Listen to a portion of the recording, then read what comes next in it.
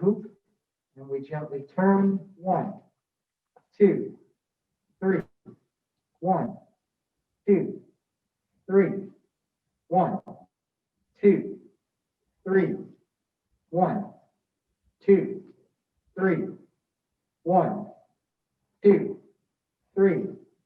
1, 2, 3. 1, 2, 3. 1, 2, and 3. Reaching over. 1, 2, 3. 1, 2, 3. 1, 2, 3. 1, 2, 3. 1, 2, 3. 1, 2, and 3. Raising the arms, keeping the legs straight. We bend gently towards the floor and stretch. 1, 2, 3. To your right. 2, 3. To your left. 2, 3. Middle once. Inhale. And exhale. Very good. And again. 1, 2, 3. To your right. 2, 3. To your left. 2, 3. Middle once. Inhale. And exhale. And one more time. 1, 2, 3. Right. 2, 3. 2, 3. Middle once. Inhale. And exhale. Hands on the waist. Rotation. Nice gentle circle. 1, 2, 3. 4, 5, 6, 7, 8, 9, 10. 1 and 2. We switch. 1, 2, 3, 4, 5, 6, 7, 8, 9, 10. 1 and 2. Crossing the hands, place them on the knees. We're going to make a nice gentle circle, keeping the feet flat. 1, 2, 3, 4, 5, 6, 7, 8, 9, 10. 1 and 2. We switch hands, switch directions. 1, 2, 3, 4, 5, 6, 7, 8, 9, 10. 1 and 2. Hands on the waist. We're going to turn the head side to side. 1, 2, 3, 4, 5, 6, 7, 8, 9, 10. 1 and 2. Back and forth. 1, 2, 3, 4, 5, 6, 7, 8, 9, 10. 1 and 2. Tilting. 1, 2, 3, 4, 5, 6, 7, 8, 9, 10. 1 and 2. And rotation, looking all the way around, gentle circle. 1, 2, and 3. And we switch. 1, 2, and 3. Good. Let's open the feet. Arms out. The arms are just going to go along for the ride. We're going to turn the waist gently, turn the head kind of looking behind you. 1, 2, 3, 4, 5, 6, 7, 8, 9, 10. 1, 2, 3, 4, 5, 6, 7, 8, 9, 10. 1, 2, 3, and 4. Very good. So now we're going to step with our right foot out to the right side. Remember, we want to line up the arch of our right foot with the heel of our left, so we step straight out. And we're going to shift forward and back. Forward and back. We pivot on our heel, shift, pivot on the heel. We go forward, back, forward, back. Pivot, shift, pivot, good. Forward, back, forward, back, pivot, shift, pivot, forward, back, forward, and back. So just as a quick clarification, you notice that I'm always narrating when to pivot and when to shift and all of that. And as a rule, if you want to move your foot, you're better off to take your weight off of that foot. So if I have my weight on this foot, it's very hard to move it. When I put all of the weight on my other foot, taking the weight off of this foot, it becomes much easier to move. It doesn't mean that you can't move your foot with weight on both legs. It's just not great for the joint to do that. You're going to put a lot of resistance and torsion into the joint. It's not really designed for that. So when we go forward and back, we want to have all of our weight on the back leg. That makes it a lot easier to pivot on that foot. And then we're going to shift to the other leg, taking the weight off of that one makes it easier to pivot that foot. So we go forward, back, forward, back. I pivot when I'm in the back position because there's no weight or shouldn't be weight on that foot that I want to move.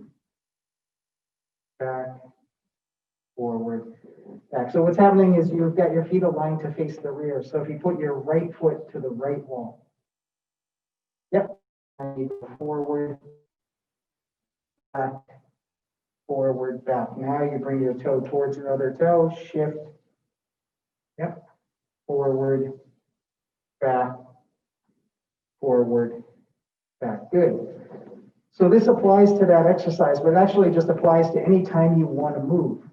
But a lot of times we're fearful of taking the weight completely off of one leg, or more accurately, of putting all the weight on one leg. We feel a little less stable.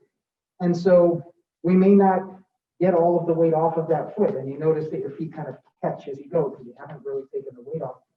And it's like a self-fulfilling prophecy because what you were trying to do, the opposite is achieved. You're trying to minimize the risk by not really shifting forward. And what you end up doing is much more likely that something that's sticking off the ground just that high could compromise my balance. Whereas if I have no weight on my back leg as it's moving, it can catch on anything and it's not going to affect my balance. If it has weight on it, then I can lose my balance. So whether it's Tai Chi or just any time that you're mobile, if you have a plan to move a foot in any direction, you're best to make sure that there's as little weight on that foot as possible. It's going to make it easier to move. It makes it easier to make adjustments, right? One of the ways I would describe the way that most people walk is falling towards your face and stopping yourself with your foot, right? You got that forward momentum. Every step is kind of an overcommitment. You know, it's fine if you're walking on this floor and there's no, there's no obstacle, but if you're walking in the grass and there's a little divot and you do that, you can't make an adjustment. It's too late. You just end up falling down. And so if you get used to controlling your balance, you won't be a victim to your balance. And so when we're doing this, we're trying to build that sensitivity in the feet and that understanding of how to move only when there's no weight on that foot, right? How do we know when we've shifted completely forward or back? When we start in this empty stance, our front foot, that leg is straight. And the rear leg, the leg that's supporting it, that has the weight on it right now, is bent. When I go forward, the front knee has to bend and the rear leg has to go straight. If the front knee is bent and the rear leg's bent, I have weight on both legs. If I straighten that foot and go forward, then all of the weight is on that front foot. There's the weight of this leg is still here, but I can take that weight off by then standing up. Right? So that's what we're trying to teach ourselves. All of these exercises that we're doing, they have a benefit in enhancing our understanding of what we're trying to do with Tai Chi, but they also just have a general benefit to our ability, our mobility, all of that stuff. So, all right, so let's do deep breathing. Palms up, elbows down, elbows out. Inhale and exhale. Good. Again, palms up, elbows down, elbows out. Inhale and exhale. And one more time, palms up, elbows down, elbows out. Inhale and exhale. Excellent. So now we're going to put the hands on the waist, shoulder rolls, going back. 1, 2, 3, 4, 7, 8, 9, 10, 1, and 2. We go forward. 1, 2, 3, 4, 5, 6, 7, 8, 9, 10, 1, and 2. Now we're going to bend at the elbows, pick the palms up facing us, turn the palms over, free fall. We inhale through the nose on the up and exhale through the nose on the down.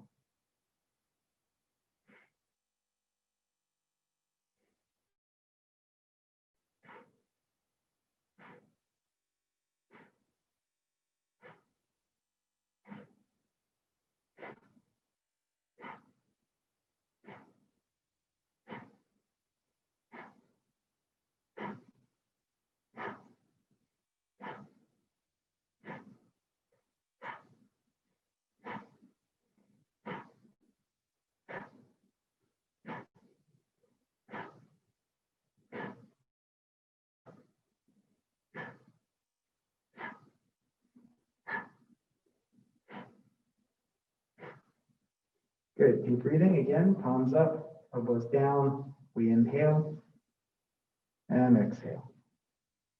Inhale and exhale. Very good. One more time.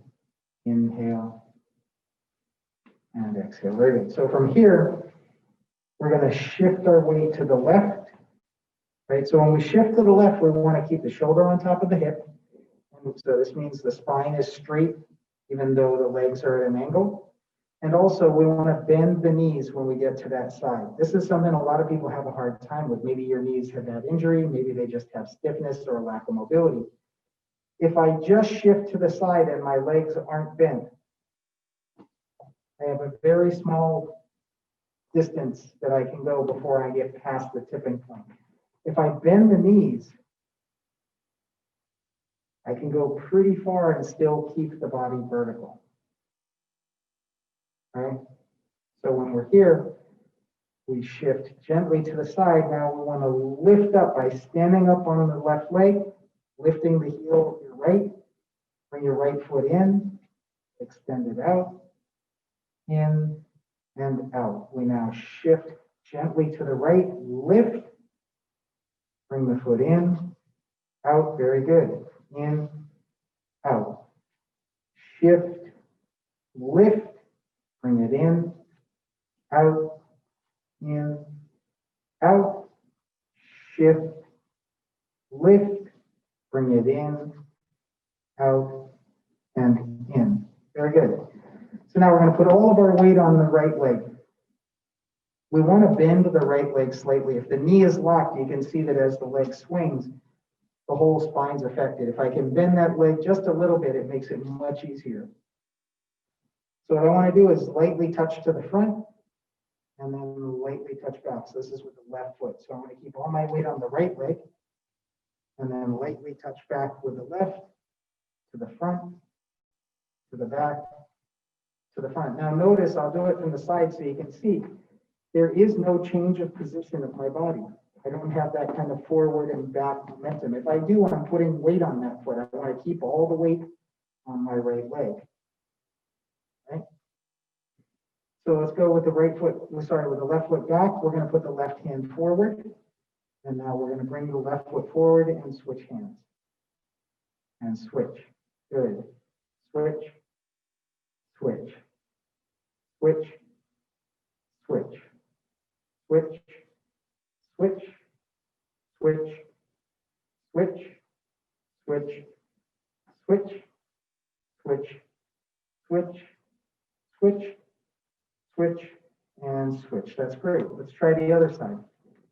So we put all of the weight on the left leg, bring the right foot back, right hand forward, and switch, switch, switch, switch, switch, switch. Excellent. Switch, switch, switch, switch, switch, switch, switch, and switch. Very good. Now let's put all of our weight on the right leg again. And this time we're going to lightly touch to the side. We bring it in, lightly touch. So even when we bring it in, we don't want to land on it. We just want to lightly touch, touch, touch, touch. Good. So with that foot out to the left, both hands to the right, and the hands come across as the foot comes in, out. Good. In, out, in, out, in, out, in, out, in, out, in, out, in, out, in, out, in, and out. Excellent. Let's try the other side. So we put all the weight on the left, lightly touch with the right, both hands to the left, bring the hands across as we come in, out, in, out, in, out, in, out, in, out, in, out, in, and out. The things that's ironic is that one of the most beneficial things we can do for our balance is to relax. And yet when we're fearful of losing our balance, it's hard to relax, right? So when we're doing something that also has a level of complexity to it, we're trying to coordinate two hands going one direction, the foot going the opposite direction, not putting weight here or here. It can be a lot to focus on, and it can kind of raise the anxiety so that we find ourselves getting a little bit tense. So it's important to remember to breathe. Right? If we stop breathing, not so great. So a lot of times when we have nerves about something, we don't realize the extent to which we're holding our breath. And that affects the muscles of the chest get tight and everything kind of doesn't move as well. Ironically, it's self-fulfilling as a prophecy of doom because if I'm tense, I'm much more likely to fall. I used to work for many years in construction. I worked on a lot of the high rises downtown Boston, so like Millennium Towers and all those giant buildings. I was on all of those.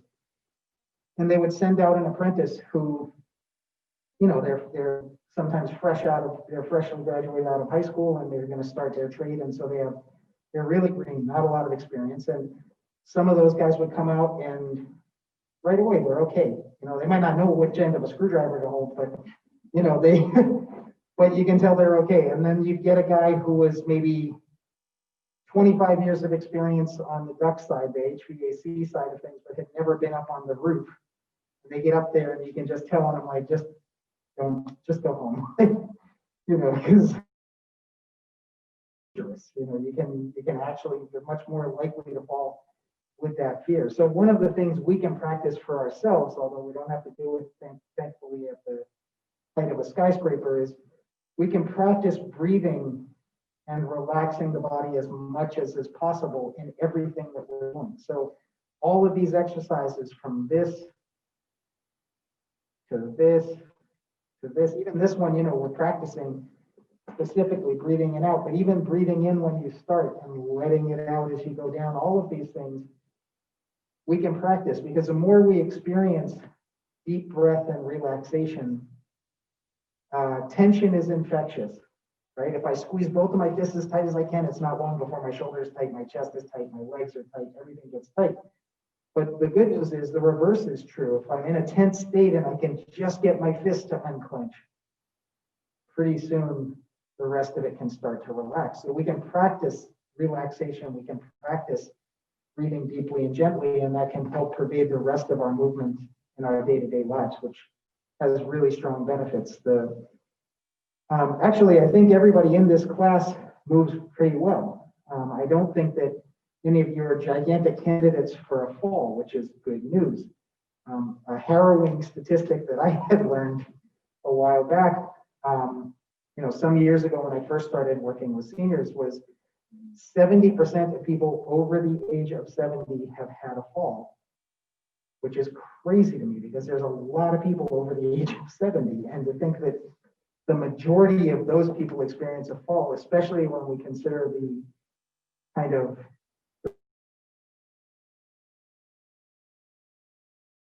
your hip, but at a certain age, you don't heal the same way.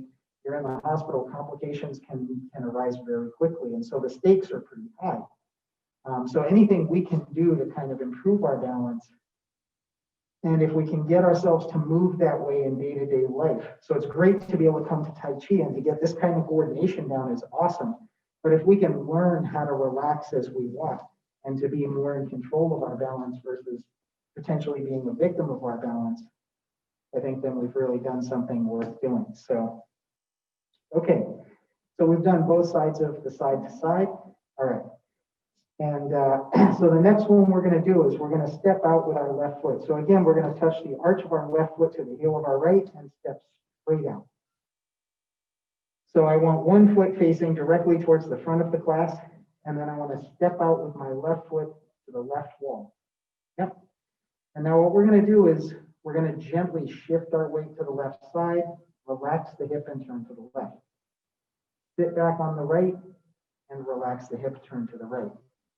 Shift to the left, release to the left, sit back on the right, turn to the right. Shift to the left, turn to the left, sit back on the right, turn to the right. Shift to the left, turn to the left, sit back on the right, turn to the right. So we want to bend the knees when we're doing this because again, if I do this, I have a lot less room before I lose my balance. The other thing is that if I locked and I shift, the hip gets tilted. And it's a lot harder to keep the body vertical when your hip is tilted because the torso is connected, right? It sits on top of the frame of that hip. And so if your hip is tilting, your body's going to tilt. So we want to keep that body vertical. When I shift forward, if I bend that knee and then relax, I end up facing this way. When I sit back, if I bend my right knee, my rear leg, I end up facing this way. So I shift, turn, sit back, turn. Awesome. So now we're going to put the right hand to the left shoulder and the left hand to the right hip. We're going to shift to the left, lift the left, draw down with the right, and turn, draw down with the left. So we go right hand to the shoulder, sit back, left hand to the hip, shift to the left, lift the left, draw down with the right, turn, draw down with the left. Right hand to the shoulder, good. Sit back, left hand to the hip, shift to the left, lift the left, draw down with the right, turn, draw down with the left. Right hand to the shoulder, sit back, left hand to the hip, shift to the left, lift the left, draw down with the right, turn, draw down with the left. Beautifully done. So let's do the same thing on the other side. We're going to point our left foot directly towards the front of the class, touch the arch of left foot, and step straight out. Nope, switch your feet. There you go. You got it. So now we're going to shift to the right, turn to the right. Sit back on the left, turn to the left. Shift to the right, turn to the right. Sit back on the left, turn to the left. Shift to the right, turn to the right. Sit back on your left, turn to the left. Okay. So very quickly, before we continue, your body wants to align itself to the direction of the foot that has weight on it, right? So the most unexaggerated version of that, or way to show that, is if I crank this foot around. Now, if I relax my hip and take all my weight off of this foot, my body naturally wants to face this way, right? Seems pretty obvious that I'm a terrible ballerina, but you know, that's not the most comfortable position for me. That's the most comfortable position, right? So what we're doing when we're doing this exercise, the silk reeling exercises, is we're setting this relationship of the direction of feet and then changing which foot has weight on it. This is why we turn. If the hip is relaxed, if I crank this foot around and my hip is tight, I stay here. But if I release, I naturally face this way. So when I have my feet aligned, one facing the front of the class, my right foot facing the right wall, when I shift to the right and relax my hip, I end up naturally facing the right because that toe is facing that way. When I sit back on the left and bend the left knee and relax the hip, I end up facing this way because the left toe is facing this way. So I shift, turn, sit back, turn, good, shift, turn, sit back, turn, nice, shift, turn, sit back, turn. So this is useful because when we add the arms, we're trying to remember, now when was I supposed to turn? But I don't have to remember any of that. All I have to do is relax the body, shift my weight to this side, and then the body turns to that side. When I come back, I relax the body, and it turns to this side. So I shift the right, lift the right, draw down with the left, turn, draw down with the right.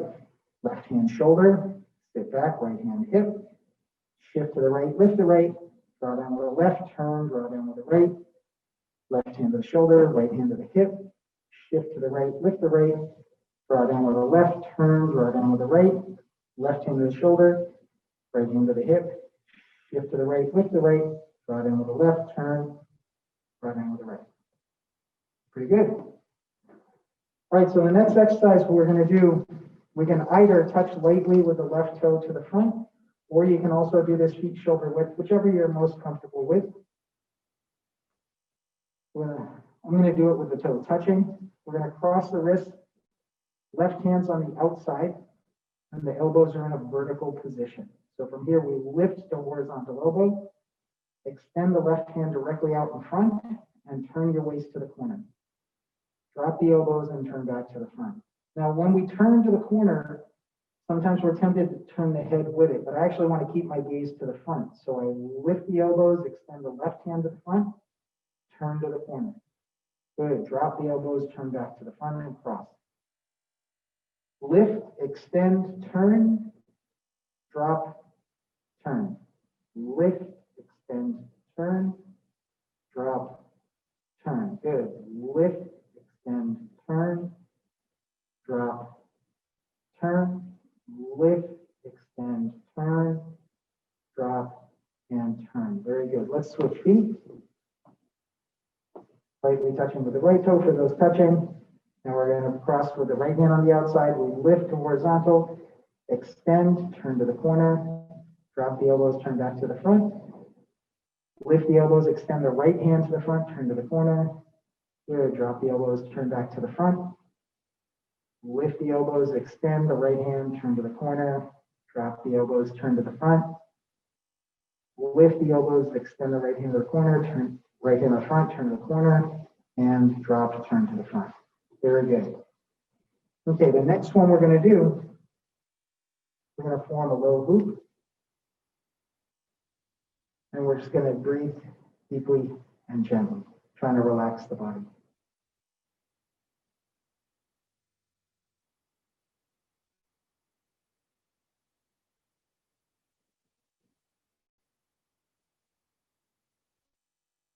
Very good. Let's go shoulder height.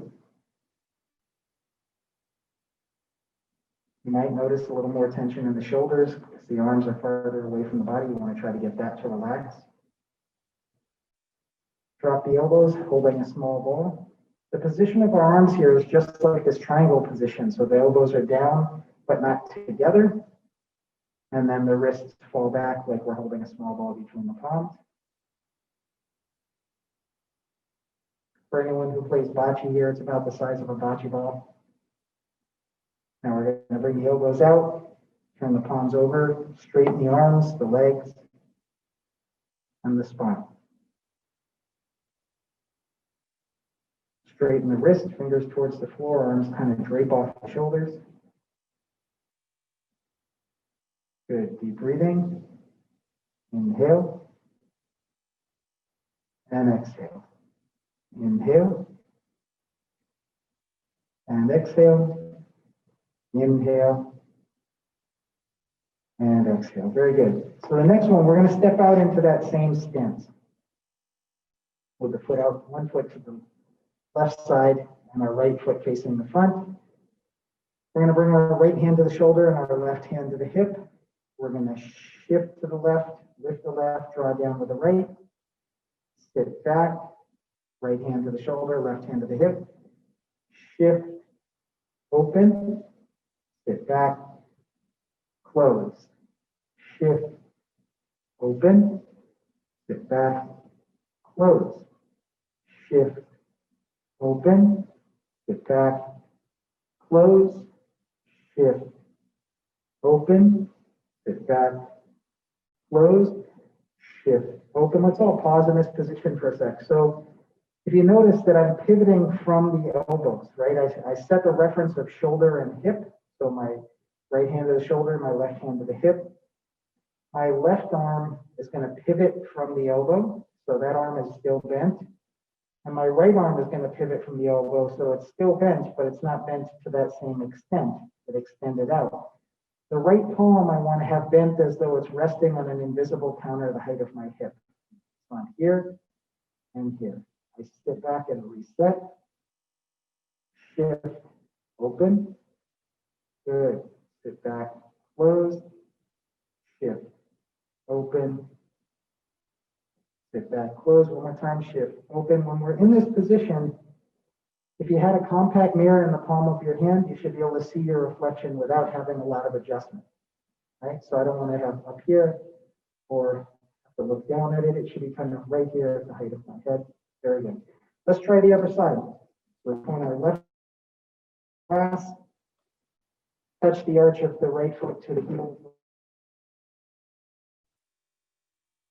Left hand to the shoulder, right hand to the hip. Shift up, left hand comes down, sit back, reset.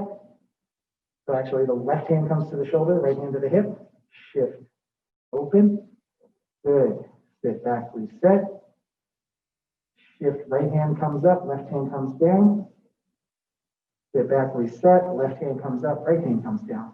So your right hand, left hand should be at the shoulder, your right hand should be at the hip, open, close. Shift to the right, lift the right. Sit back, close. Shift to the right, open, and close. So this is something as a reminder, we're crossing the arms, we're shifting the weight, we're turning the waist. It's very easy for the brain to get confused which hand is supposed to be doing which. So a couple of hints or clues that we can give ourselves that help. When we go to the right side, the right hand is the high hand. When we go to the left hand is the high hand. Another thing that can help is what goes up must come down and vice versa. So the hand, when we start here, my left hand's at the shoulder, it's already the high hand. It's going to become the low hand. The hand that's at my hip is going to become the high hand. So if I'm going to shift to my right, I want my right hand at the hip so that as I shift, it can come from the low position to the high position. I sit back. So I'm going to do conventional view because also mirror image can be really difficult for this. So if I put my right foot up, my left hand on my shoulder, my right hand on my hip, shift to the right, my right hand comes up, my left hand comes down. I sit back, reset, left hand to the shoulder, right, draw down with the left. Sit back, reset, good. Shift to the right, right hand comes up, left hand comes down. Very good. Okay, so feet shoulder width, both palms down. We're going to make a big circle with the right.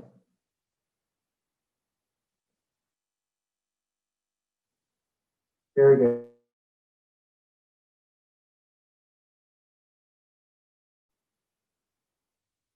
Good, now right, then left. Now right, then left. Now right, then left. Good, now we're gonna do right and turn to the right. Put it down, pick up the left, turn to the left. Put it down, pick up the right, turn to the right. Put it down, pick up the left, turn to the left. Down, right, turn right. Down, left, turn left. Down, right, turn right. Down, left, turn left. Very good. Low hoop. We're going to lift up, palms out, drop the elbows across, and back down to low hoop. So we lift, palms out, drop the elbows across, low hoop, good. Lift, palms out, drop the elbows across, low hoop, very good. Lift, palms out, drop the elbows across, low hoops. Everybody's getting really good kind of articulation of the shoulder. That's excellent. So the next one, same hoop, but shoulder height. We're going to turn the palms out so the thumbs face down. I'm going to trace a figure 8 on its side parallel to the body. I know that sounds sometimes like womp, womp, womp, womp, but what we're really going to do is drop the elbows, the hands come out, and then we bring the hands in. So we go out, in, good. Out, in, excellent. Out, in, out, in, out, in, out, and in. Excellent. Palms waist high. Elbows come out, this arcing motion. We're going to bring the hands around to complete that circle. Gather 2 fists alongside the body and extend straight out. So we don't want to come up and together. We want the width of the body and the height of the waist. Palms up, elbows out, form the circle. Gather and extend. Very good. Palms up, form the circle. Gather and extend. Good. Palms up, form the circle. Gather and extend. Palms up, form the circle. Gather and extend. Very good. Neutral position, fingers the height of the nose. We're going to keep the center line. So what that means is as I bring my right hand down, I want it to stay in the middle. It also means as I bring my right hand down, I don't want my left hand to migrate. I want my left hand to stay in the middle as it was. So we come down and now around. With the left, we come down.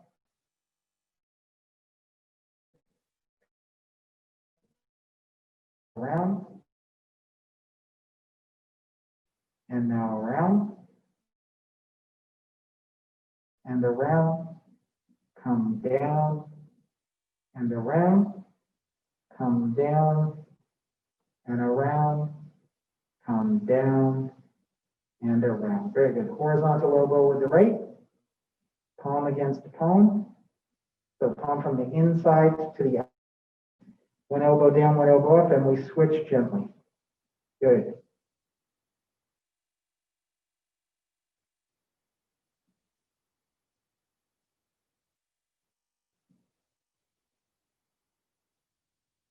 Excellent. Let's switch.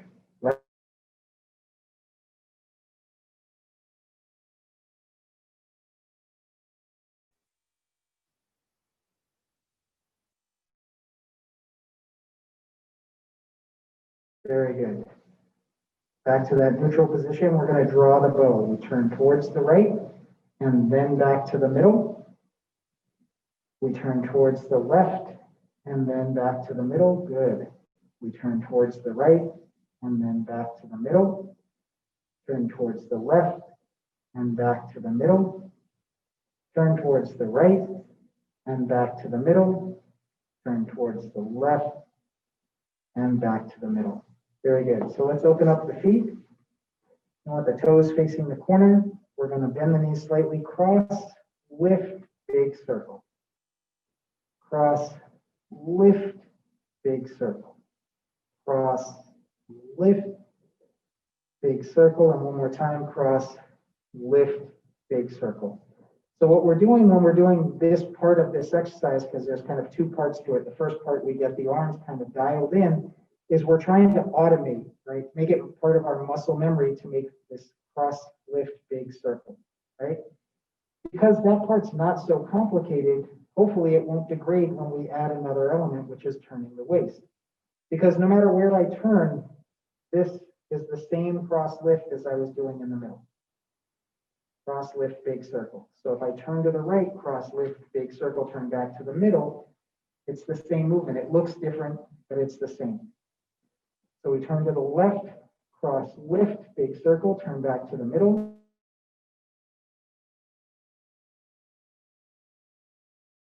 Your left, cross lift, big circle, turn to the middle. Turn to your right, cross lift, big circle, turn to the middle. Turn to your left, cross lift, big circle, turn to the middle. Turn to your right, cross lift, big circle, and to the middle. Very good. Feet shoulder width. We're going to cross the arms with the right hand on the outside. We're going to lift with the right, press with the left. We're going for a stretch of the spine here. Good. We switch.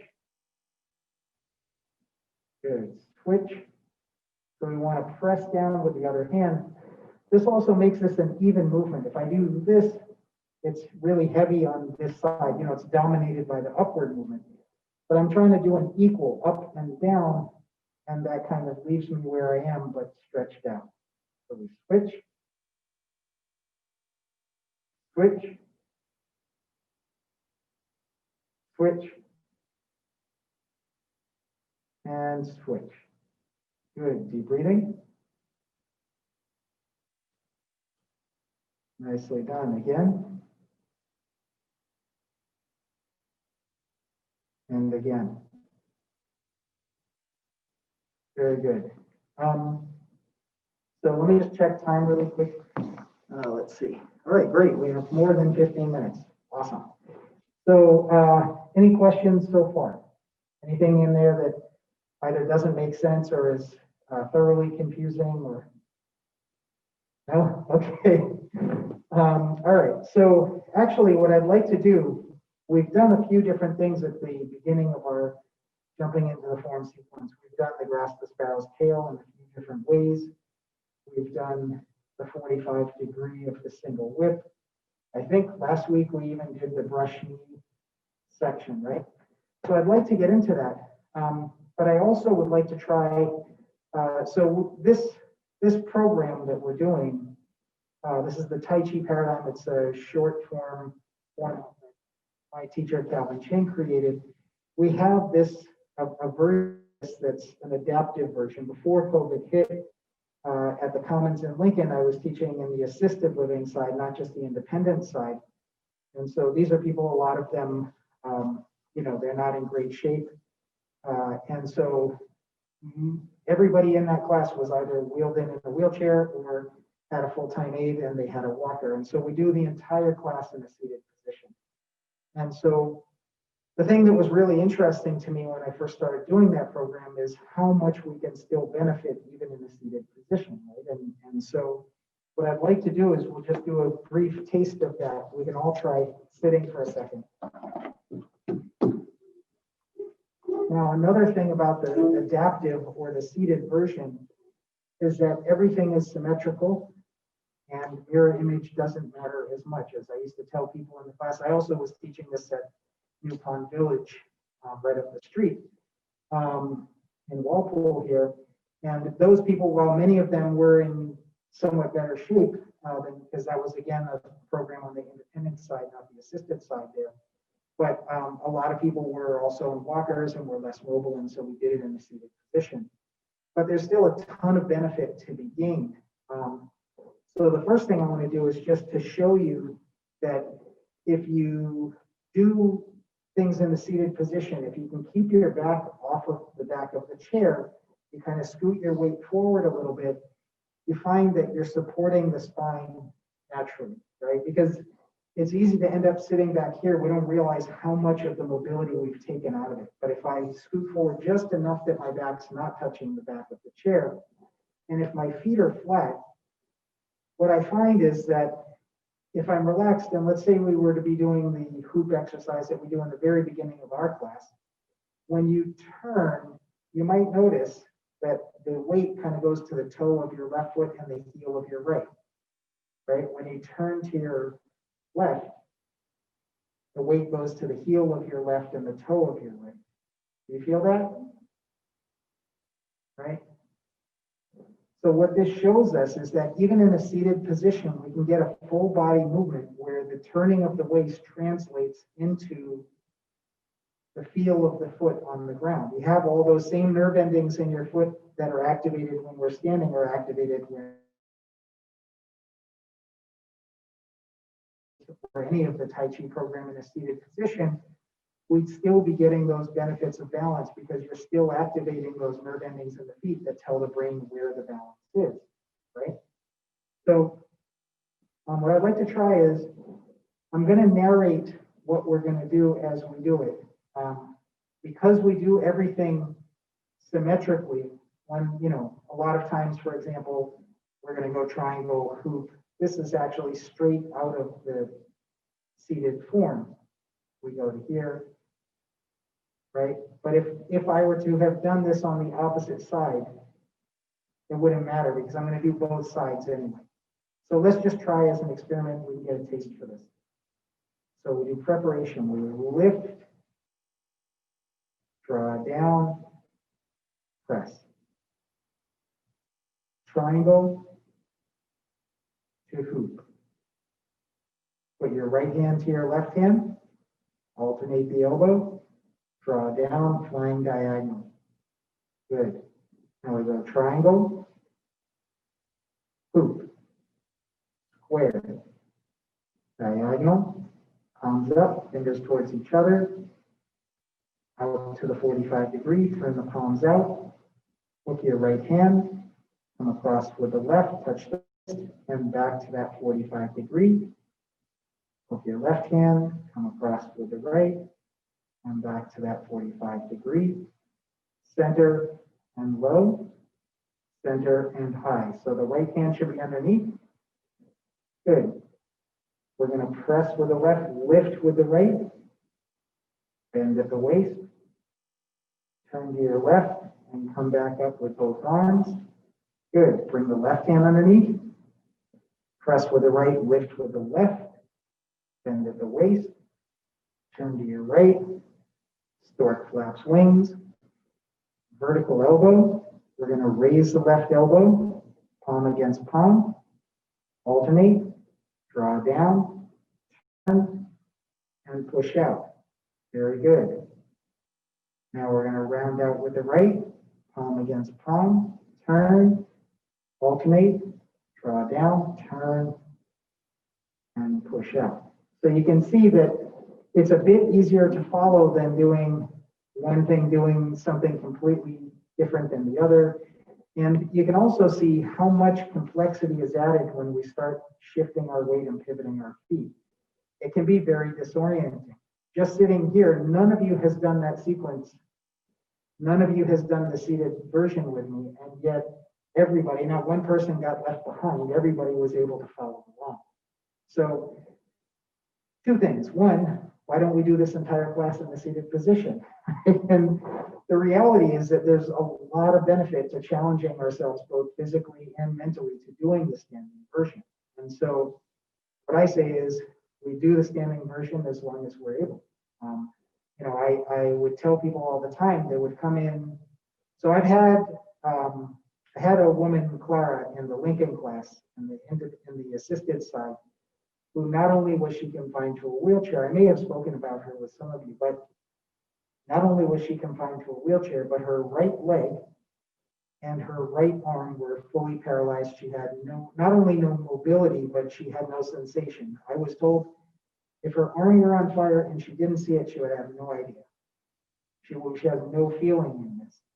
And so in order to protect her, they would strap her leg into her chair and they would strap her arm into the armrest of the chair in a foam enclosure, because if she's wheeling herself down the hallway and her arm popped out and she were to catch on a corner or something, she could snap her arm and she wouldn't even know.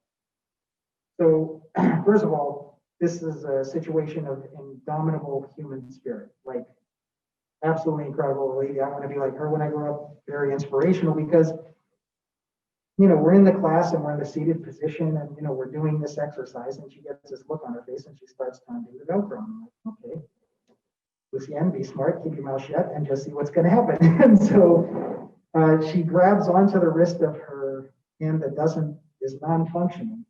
And with her other hand, she does the circle. And then she goes the other way. And I'm gobsmacked at this point. I'm like, are you kidding me right now? And so already 2 weeks go by and she comes every week. And then 2 weeks later, we're doing these exercises like this. And she gets this look on her face. I'm like, oh, no, she got going today. And sure enough, she undoes her leg and she puts her leg over here and she's got this doing this. And now in the seated position, this exercise where we're doing this, you say, well, how do you do that in the seated position? So we break it down into a couple of different parts. And so one of the things that we do is we open and close. So you get that articulation of the ball in the socket, right? Now, the thing that's really interesting is I know for a fact this leg is not functional, right? It's strapped to the chair for a reason. And we're doing this. And what was really interesting is because she relaxed the body. Now, this arm can't do anything to this because this arm is the same as this leg. But as she starts to do this, I see the other foot starting to move. And I'm like, how is that possible? And I thought about it some more. And she's got the biggest grin I've ever seen in my life, and rightfully so, right?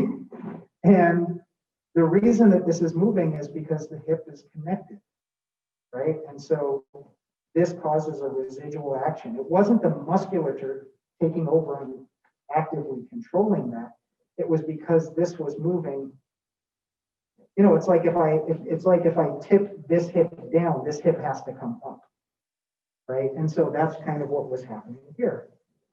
And so to me, with the adaptive program, I kind of came to an understanding that all of this stuff is leading to improvement, right? And it doesn't matter where our improvement point starts at, we can improve it. And if we think we can't, we just need to ask Clara, because that lady is, a phenom. And again, it shows that if you have the will to do it, you can do it. And it doesn't mean that she's going to jump out of her wheelchair and dance around the hallways. But she has, by doing that, improved the quality of her life. And she's also done something that I love, which is she has proved a bunch of neurologists completely wrong, because I guarantee you that there were doctors that told her and her family, that's never going to move again. Strap it in and keep it from banging into stuff, but it is not functional. That's a dead limb. And she's like, dead limb, huh? And so the thing is, you can imagine how the ball. But even this way, she's able to get movement into that joint. And I was pretty inspired by that. I thought that was pretty cool. So when we're doing this adaptive version and we're cutting out the complexity of the legs, it's something that everybody without fail in this class is able to do like that. You pick it up. You never did that sequence. We could run through the entire form. You would get through it, no problem. Interestingly, it doesn't take long before, even without narration, if I were to say just follow along,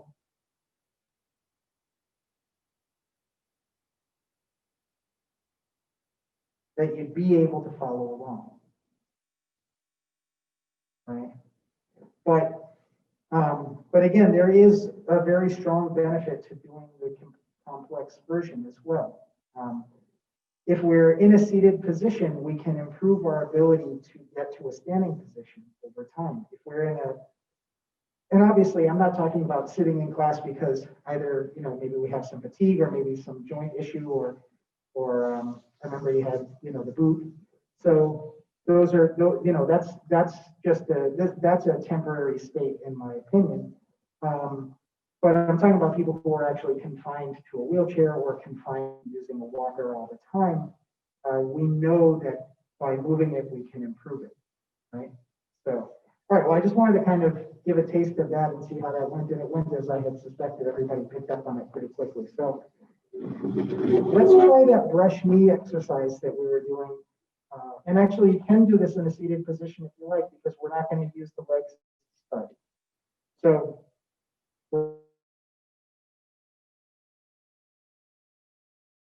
going to draw down with the right hand. Left and round out to the outside with the right. We want to make sure when we round out that the elbow is horizontal. Good. Now we're going to turn to the right, alternate the elbow, draw straight down with the left hand, turn to the front, adjust the left elbow and palm out with the right. Good. We go back to neutral position with the left hand on top. We palm out with the left, round out with the right. You got it.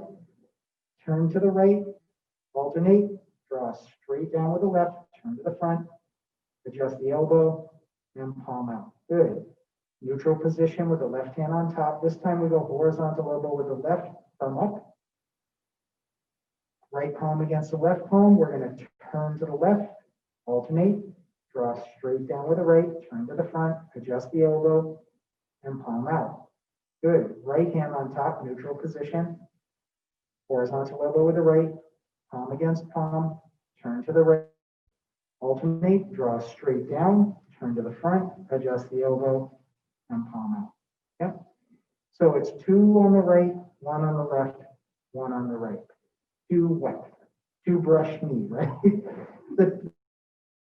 It's also a little bit misleading because when we do brush knee on the left hand side, it's actually my right hand that brushes by my knee and my left hand that pushes out. So they don't offer us a whole lot of help there with the labels. But let's try that again. We go triangle position, draw down with your draw down with your right hand, palm out with the left, round out with the right hand to the outside, turn to your right, alternate, draw straight down, turn to the front, adjust the elbow, palm out with your right. Neutral position, left hand on top, palm out with the left, round out to the outside with the right, turn to the right, alternate, draw straight down with the left, turn to the front, adjust the elbow and palm out with the right. Good. Left hand on top again. So we're in neutral position, left hand on top. This time raise the left elbow, round out. Right palm against left palm, we turn to the left. Alternate the elbow, draw straight down with the right hand, turn to the front, adjust the right elbow and push out with the left. Neutral position with the right hand on top, horizontal elbow with the right, palm against palm, turn to the right, alternate, draw straight down, turn to the front, and push out. So first of all, yes, it's confusing, right? There is a lot to this. Do not feel bad at all if you get confused doing this. This is a major tongue twister that we're trying to achieve with the body, right? To make matters worse, the entry to the first 2 brush knees is different than the entry to the rest of the brush knees that we're doing because we start left hand on top, we palm out and round out to the outside. This is the only 2 times we do this like this in the entire form. We turn, we do our brush knee, we bring the left hand on top. Again, we palm out and round out to the outside. We turn, we do our brush knee, we go in neutral position, left hand on top. Now we go round out with the left and we just turn to the left. Brush knee, neutral position, right hand on top, round out with the right, and we turn, brush knee on the right. So the first 2, we start out completely differently than the rest of them. Again, it makes it trickier to kind of remember that. But this one, it just takes kind of getting used to doing that series of movements. When we do this in the form, what we end up doing is we start with our left foot out, our left hand on top, palm out, round out, turn to the right, turn and shift forward, palm out, round out, turn to the right, turn and shift forward. That's brush knee on the right for the second time, round out with the left, beginning style on the left, we toe out, touch the toe, step up, And now we do brush knee on the left. And we do beginning style on the right. And then we do brush knee, step up, and we do brush knee on the right. So like I said, adding the legs can be even more complex, right? There is a really strong benefit to challenging ourselves to achieve those things. We don't have to do all. We can practice this without the legs to start, right? So we do one. Everything's very deliberate. We're not rushing through. Two. One.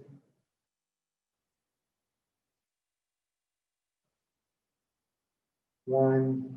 So we practice that in that kind of deliberate fashion. That's more than enough complexity. If we try to do that and the legs all at once, really difficult. But over time, doing these exercises or these movements from the form, like this, when we then eventually do add the legs,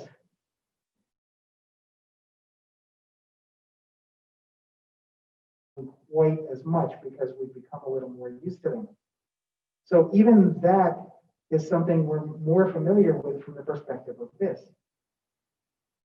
right? We're not unfamiliar with the shapes that we're making. We've made a neutral position from a triangle position, right? We've done an alternate one elbow down, one elbow.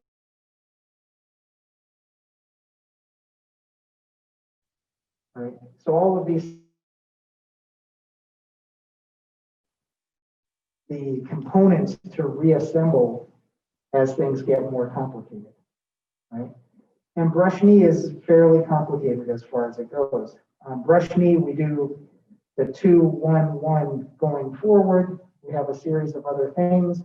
And then we actually, ultimately in the form, we end up going this.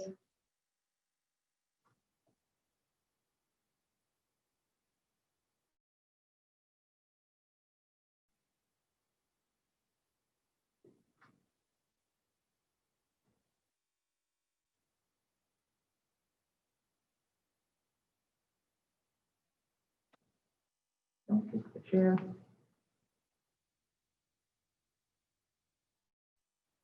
And then we get to this fun stuff with insert the needle. But the thing is, kind of laying the groundwork, the foundation right now, and I feel that everybody's doing very well with it. So sometimes we might leave class feeling discouraged, like, oh, you know, it didn't feel like I was, you know, a Tai Chi superstar today. Trust me, you're all doing quite well with it. So it's just a matter of kind of sticking with it, and then we build that familiarity in where we become more and more familiar with things. We don't have to think about those things quite as much. I want to say, yep, we are at time. So that's all for now. Thank you all for coming. All right.